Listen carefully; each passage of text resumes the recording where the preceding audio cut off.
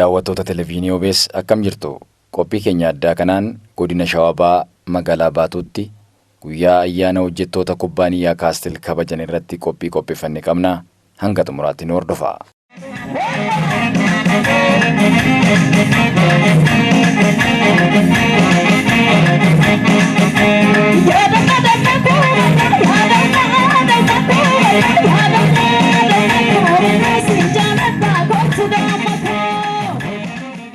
Dhaabbata tokko guddisuu fi kuffisuu keessatti gahee olaanaa kan qabu haala hojjettootatti qabannuu fi dandeettii hojjettootaa irratti hundaa'a. Dhaabbilee hedduun jalqabanii kan galma ga'uu dadhabanii fi bu'a qabeessa ta'uu dadhabaniif qabiinsa hojjettootaa wallaaluudhaani. Oomishaa fi oomishtummaa dhaabbata tokkoof murteessaan hojjettoota irratti hojjechuu mirgaa fi dirqama hojjettootaa barsiisuun haala qabiinsa hojjettootaa bareechanii qabuudhaani. Dhaabbanni kubbaaniyyaa Kaastil Wayinarii kan kaampaanii BGI ta'ee lafa heektaara bal'aa irratti qonna waynii oomishee cuunfee gabaa biyya alaa fi biyya keessaaf dhiyeessuun beekama. Kaampaanichi kan nama lammii Faransaay Kaastil nama jedhamuuti. Haaluma kanaan sharafa alaa argamsiisuu keessatti illee gahee isaa sirnaan bahaa jira. Dhaabbanni Kaastil Wayinarii hojjettoota gara 1,000 ta'an of keessaa qaba. Hojjettoota yeroo fi hojjettoota dhaabbii ta'an. Waggaa waggaanis guyyaa hojjettootaa jechuudhaan sagantaa hojjetaa onneechisuu fi tokkummaa hojjetaa cimsuu danda'u qopheessuun ayyaana hojjettootaa kabaja. Gama biraatiin hojjetaa hojii isaatiin ga'umsa gaarii argamsiisellee yerootti badhaasuu fi jajjabeessuudha. Sagantaan kun ammoo oomishaa fi oomishtummaa dhaabbatichaa dabaluu keessatti gahee olaanaa qaba. Sagantaan kun bakka hooggantoonni olaanoo kaampaanichaa fi itti gaafatamtoonni kubbaaniyyaa Kaastil Wayinarii fi akkasuma keessummoonni kabajaa garaagaraa argamanitti kabajamee jira. Jalqaba irratti sagantichi akkuma aadaa fi duudhaa Oromtichaatti eebba maanguddootaatiin saaqame. Jarraa faatee sinaanoo folcha. Faatee waan ni dhagaye. Gadaan dhagaye. Gadaan moojjiin dhagaye. Sikkoo mantoo dhagaye. Wacaalee booranni dhagaye. Kadhagee nagaa oolchi. Gadaa qaratti baas. Ardii nagaa god. Rooba lafa qajeelchi. Misooma nagaa god. Misooma barii god. Baatee kan nagaa god. Tabaatee nagaan galtu god. Tabaatee afaan wal beektu god. Gadaa roobaaf nagaa horaa bula. Dilteerinna. Ijarraa afaanu hambisa. Faatee waan ni dhagayi. Gadaan dhagayi. Gadaa moojjiin dhagayi. Kan dhagayi nagaan oolchi. Ka oolchite nagaan bulchi. Misooma kana jabeessi. Biyya afaan wal beeksisi. Dirijjitii nagaa godhi. Ka ol guddatu godhi. Ka biyya danda'u godhi. Biyyillee ka ol beeku rabbi haa godhi. Toltu. Dilteerinna. Gadaan dhagayi. Gadaa moojjiin dhagayi. Waaqaa lafti dhagayi. Sikkoo manta dhagayi.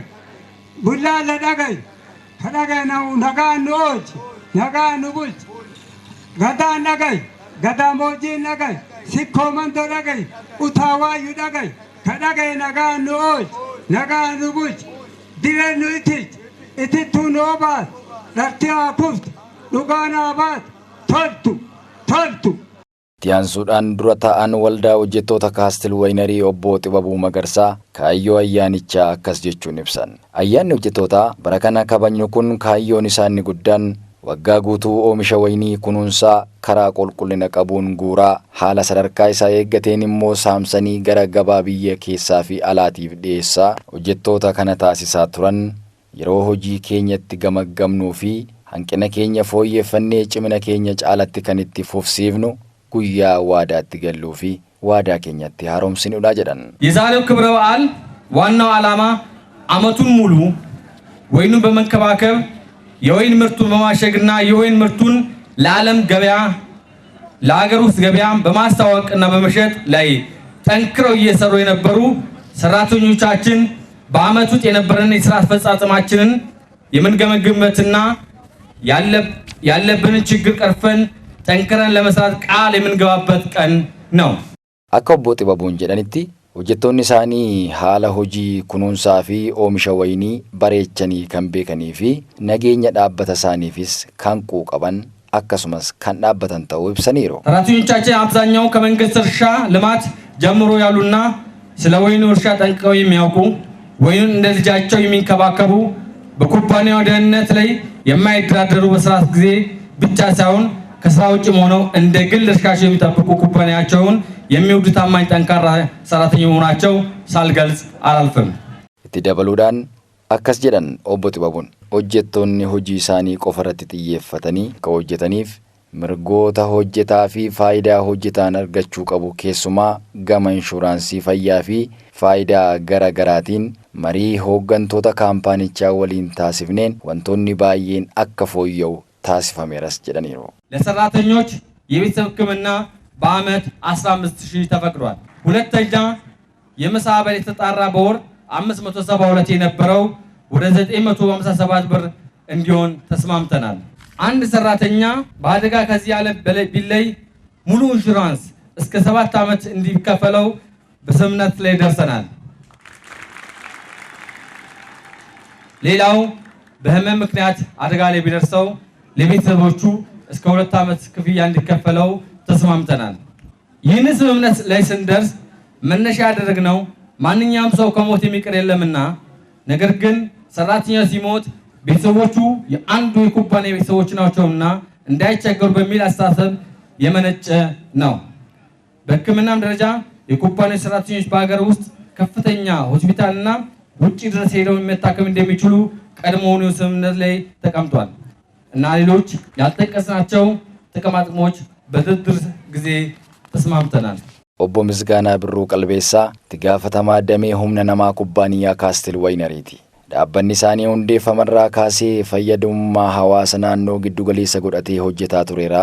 Kanaanis bishaan dhugaatii qulqulluu hawaasa naannichaatiif dhiyeessuurraa kaasee hanga inshuraansii fayyaa hawaasa naannootiif kanfalaa akka turellee ibsanii jiru. Dhaabbanni keenya dhaabbanni Kaastil Waynarii hundeeffamarraa kaasee mootoo bu'aa qabeessummaa dhaabbatichaa fayyadamummaa hawaasa naannootiin mirkanaa'e jedhu qabatee hawaasa naannootiif carraa hojii uumuu bu'uuraalee misoomaa rakkoo hawaasa dinagdee hiikanii kanneen akka dhiyeessii bishaan dhugaatii inshuraansii fayyaa hawaasaa naannootiif kaffaluutiin fayyadamaa taasisuu akkasumas barattoota maatii harka qalleeyyii deeggarsa meeshaalee barnootaa bituudhaa fi kanneen biroo hawaasa naannootiif dhiyeessuun hojii boonsaa hojjechaa jira.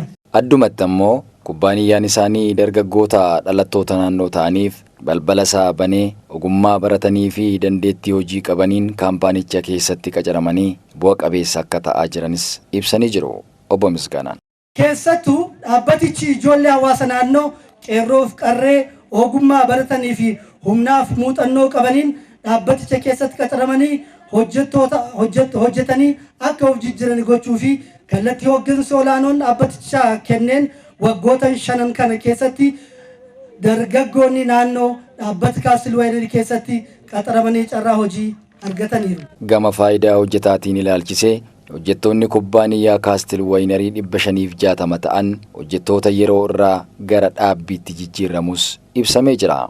Hojjettoonni dhaabbatichaa 560 hojjettoota yeroo irraa gara dhaabbiitti jijjiiramaniiru. Sadarkaa guddinaa fi daballi mindaa hojjettootaa raawwatameera. Uffisa inshuraansii sa'aatii 24 hojjettoota dhaabbatichaa hundaatiif galamee jira. Yaala maatii hojjettootaatiif ooluu jalqabsiisuudhaaf haala dureen xumuramee jira. Dandeettii raawwachiisummaa hojjettoota dhaabbatichaa cimsuun teeknooloojiin dorgomaa gochuu fi carraa barnootaa kaffaltii guutuu yookiin parsantii 100 kaffaluun sadarkaa leevilirraa hanga digirii lammaffaatti hojjettoonni baay'eef carraan kennameefii jira. Akkasumas boonasii yookiin kennaa adda addaa fi faayidaa adda addaa hojjettootaaf kennamaa kan jiruu fi gara fuuldaattis kan itti fufu ta'a. Gama biraatiin sadarkaan guddinaa fi dabalii mindaas taasifamuun obbo Misgaanaan himanii jiru.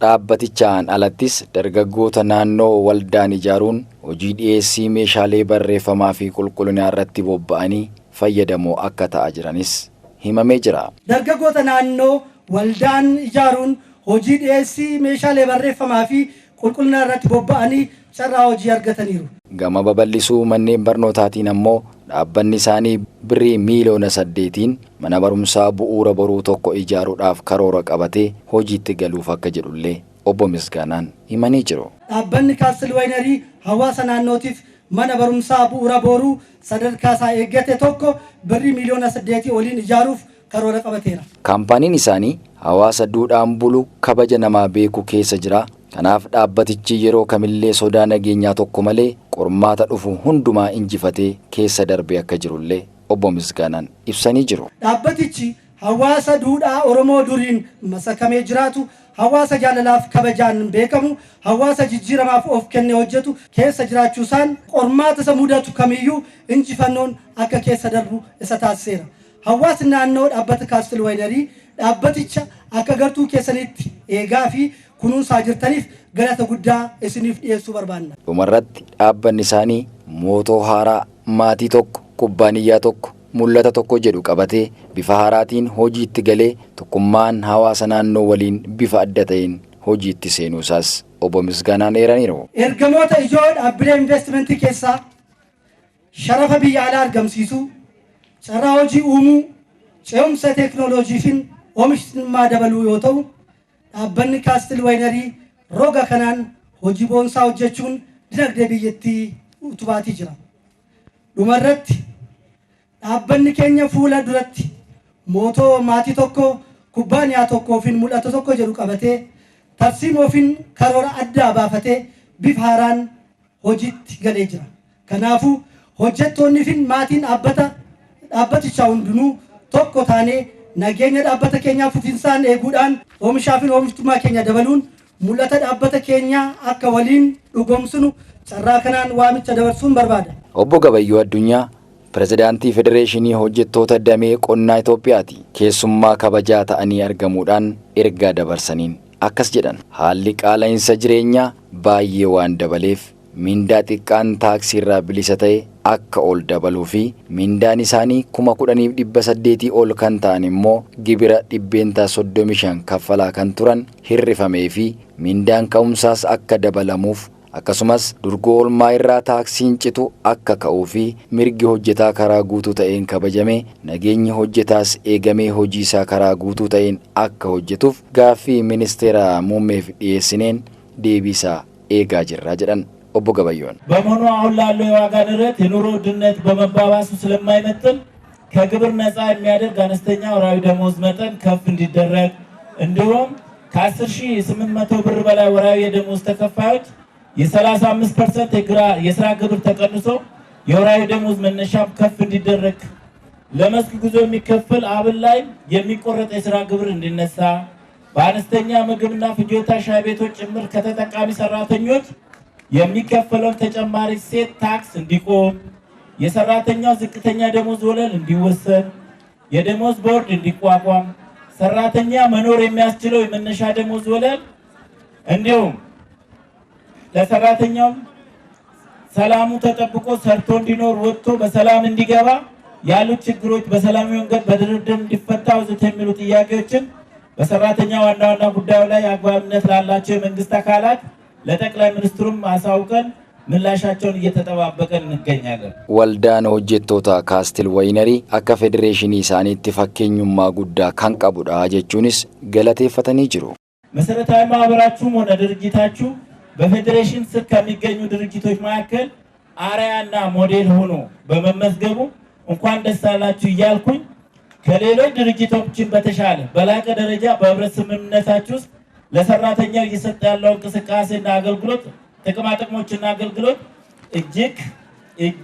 እጅግ ከፍተኛ በመሆኑ በፌዴሬሽናችን ስም የምንኮራባችሁ ሲሆን በራሴ ስምና በፌዴሬሽኑ ስም ላቅ ያለ ምስጋና አቀርባለሁ። በዓሉ የሰላም፣ የደስታ፣ የፍቅር በዓል እንዲሆንላችሁ እመኛለሁ።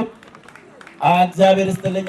Hojjettoota kubbaaniyyaa Kaastil Waynerii ayyaana isaanii kabajaa turan dubbisneen dhaabbanni isaanii mirga isaanii eegee karaa barbaadamuun akka isaan hojjechiisu jiruuf jireenya isaanii maatii isaanii ittiin bulchaa barsiifachaa gaggeeffachaa akka jiranis ibsanii jiru. Haala hojii isaaniitiinis dhaabbata isaaniitti gammadoo ta'uu himaniiru.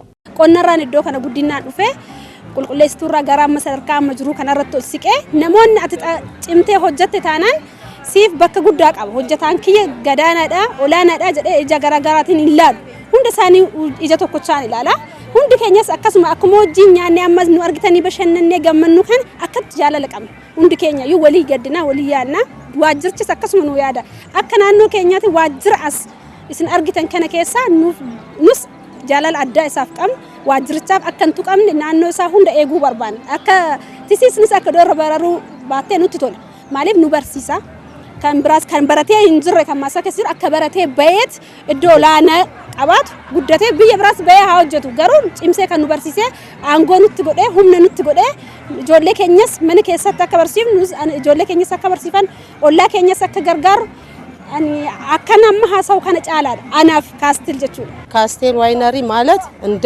ኢትዮጵያ በጣም ለሰራተኛው ሆነ አይደለም ለአካባቢ ሰው ሁሉ ብዙ አስተዋጽኦ የሚያደርግ ድርጅት ነው።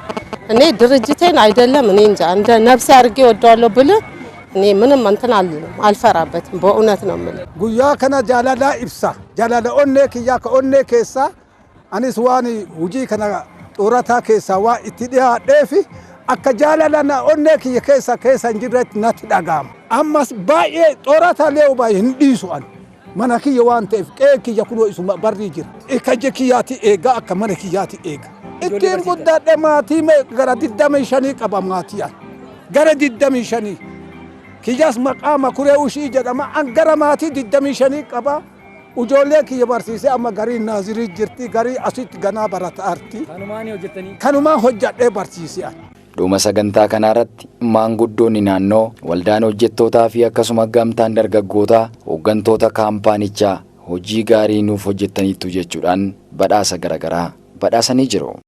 Akkasumas hojjettoonni hojii isaaniitiin bu'aa gaarii galmeessanis badhaafamanii jiru. Daawwattoota keenya qophii keenya addaa guyyaa ayyaana hojjettoota kaastil wayinarii irratti qophii qopheeffanne kanumaan xumurra.